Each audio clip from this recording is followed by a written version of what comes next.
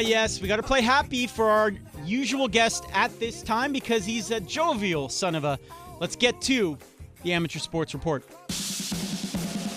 Weekend Game Plan gets out into the community with Suburban Newspaper sports editor Mark Lidbetter and the Amateur Sports Report. Sports@thesuburban.com is the email address for Mark. Mark, let us start on the pitch. We've been talking about it, so let's continue there. That's right. And you were going to say jovial son of a gun, correct? Yes, correct. Yes. Thank you. Check yourself. Yeah, well, this time of year, it's nice to know that there's going to be a slew of awards coming out, even, to recognize athletes in the limited time they've had. And we're starting with Mohamed Farsi of Montreal. He's been named the 2020 Canadian Futsal Player of the Year by Canada Soccer.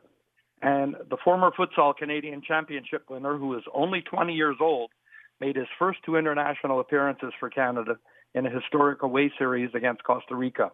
Now, Farsi scored the game-winning goal in his international debut last January as Canada beat the 2-time CONCACAF champions for the first time in the history of Canada Soccer's futsal national team program.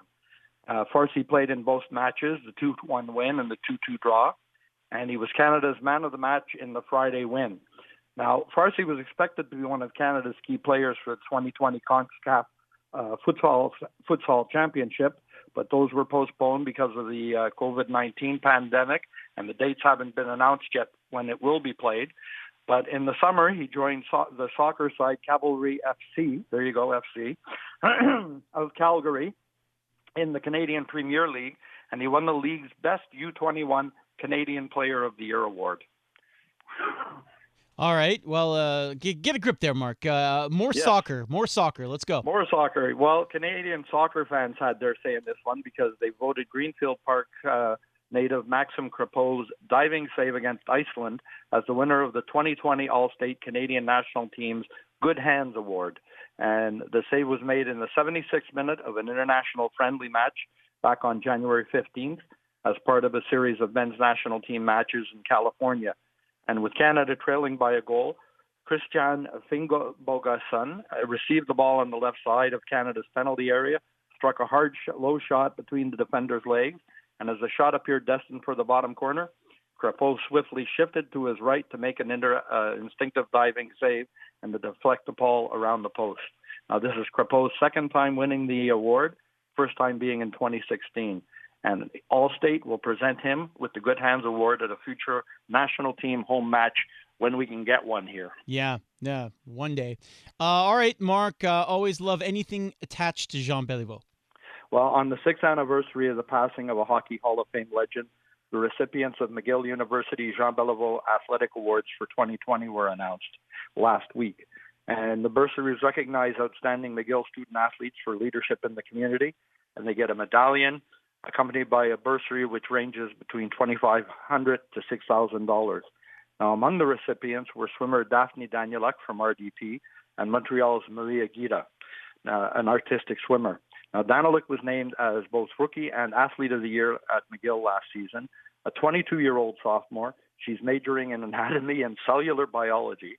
And the multi-event sprinter was voted team MVP after a stellar campaign that featured school records in 6 different events and a combined 20 gold medal performances.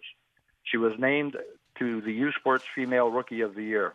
And at the RSCQ Championships, Danieluk won 6 gold medals and was named Swimmer of the Meet. That led to McGill women winning their first title in 19 years. And at the community level since 2018, she's been a volunteer coach for youth swimmers between the ages of 6 and 14. Now, Gita, a 20-year-old atmospheric and oceanic science junior. Oh, same as me. Yeah, there you go. Well, it's good. She's a synchronized swimmer, so where else should she be but in the water? Was named an individual all-around champion last season at McGill, and it captured the Canadian University Artistic Swimming League title at the UBC Aquatic Center in Vancouver. She struck gold twice and claimed 1 silver, leading McGill Elite White Squad to the team grade point to the routine title. Then she combined with her sister to take the duet routine. Now, she's an honor student with a 3.96 grade point average, like I had at Concordia. Yeah. She won the Oldest Odors Memorial Trophy as a sophomore student athlete at McGill in 2019-2020, and earned a berth on the principal student-athlete role. She's volunteered to represent the team in league meetings, served as their VP of Communication for Atmospheric and Oceanic Society of Undergrads at McGill. And in her community service, though, she still finds time to be Synchro Laval's U12 squad coach, serving as a mentor with Paranage Sports Etude program. Where do they find the time? Yeah, I don't know. I was having a tough time walking and chewing gum at the same time. Mark, we got a text in. It says, you talked earlier about refs with style. That describes Mark Lidbetter when he wears the stripes. That's from HWI Coach. I love that. And, of course, let's talk with refs with style. My favorite, Wes McCauley, when he's making those announcements over the mic. Thank you, Mark. Take care, guys. Sports@thesuburban.com is the email address for Mark for the weekly segment or for the weekly newspaper. Coming up, why did Carey Price climb the rankings on the NHL.com's fantasy list for goaltenders in the last couple of weeks? Pete Jensen joins us.